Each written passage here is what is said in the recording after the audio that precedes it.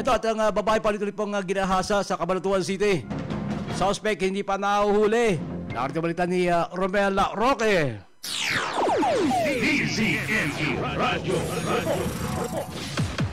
Eskante, dumulog sa tanggapan ng mga otoridad ang isang 40 anyos na ginang matapos paulit-ulit nagahasa ng kanyang sinasabing bilas sa Barangay Bakod Bayan, Cabanatuan City. Ayon sa biktima, unang naganap ang panghalay noong wala ang kanyang asawa ay pinasok siya ng suspek sa loob ng banyo habang naliligo. Nadistrong kanito ang pinto na wala siyang nagawa dahil sa tinakot siyang papatayin ang kanyang pamilya. Napansin ng asawa nitong itinago sa pangalang Pasipiko na kakaiba ang kilos at napaamin ng biktima sa ginawa sa kanya ng suspek.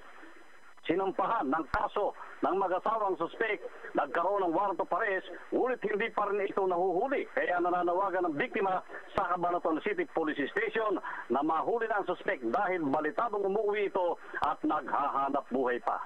Ako, si Romel Roque, nag-uulat sa Target on Air ng DCMD 1530, ang Radyo TV.